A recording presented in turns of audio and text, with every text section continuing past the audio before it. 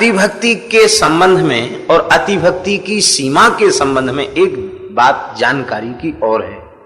ये है कि अतिभक्ति जहां होती है वहां वह मर्यादा का अतिक्रमण करते हुए दिखाई पड़ता है, किंतु वस्तुतः वह मर्यादा का अतिक्रमण नहीं होता, वह प्रेम पथ की एक मर्यादा ही होती है। तो इस प्रेम के मार्ग की वह अपनी एक विशिष्ट मर्यादा है, वह मर्यादा का उल्लंघन नहीं होता, वहां लोक वेद की किसी निष्ठा को तिरस्कृत नहीं किया जाता। और दूसरी बात है, अतिभक्ति अथवा अतिभक्ति की सीमा के चरित्र में एक विशेषता होती है, वो ये कि वो उसकी निष्ठा साधक की, भक्त की वहां तक पहुंच जाती है कि उस निष्ठा में सब कुछ किनारे करके निष्ठा का निर्वाह करना चाहता है, किंतु वह किनारे कर दे अथवा सर्वथा वैदिक लौकिक मर्यादा को समाप्त कर दे, ऐसा कभी आज तक हुआ नहीं।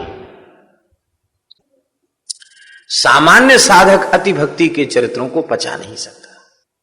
शास्त्र की दृष्टि से जूठा खाना अति निषिद्ध है,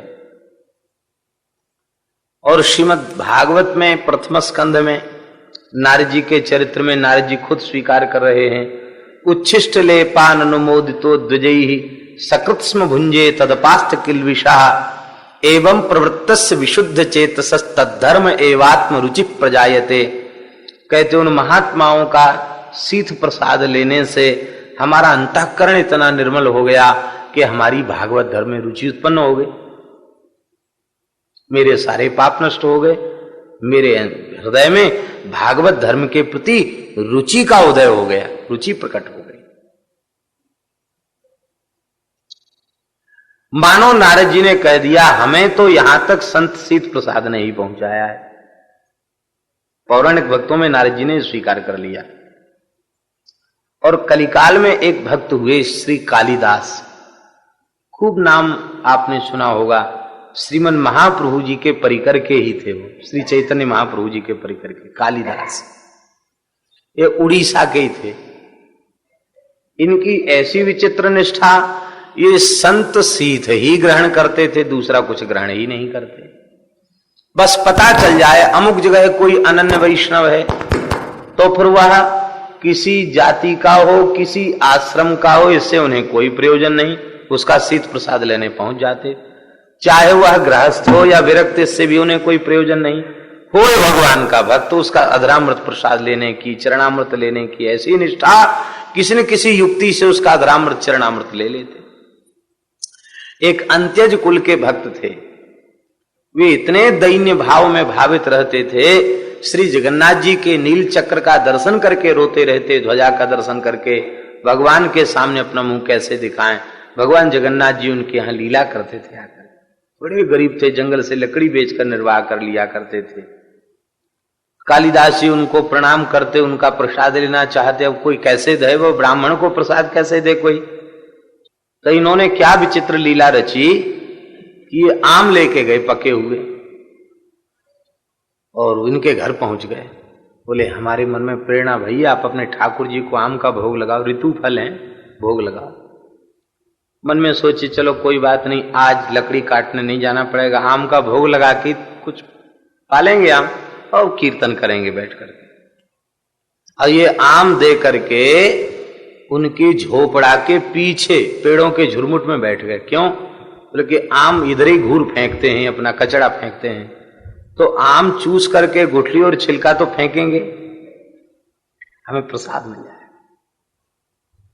वे भक्त दंपति ठाकुर जी को भोग लगा के आम चूस चूस के फेंकने लगे और ये वहां बटोरने लगे एक एक आम कचड़े में से, वो छिलका पावे आम पावे, रो में वाह आज हम धन्य हो गए, भक्तों का अधरामृत प्रसाद मिल गया।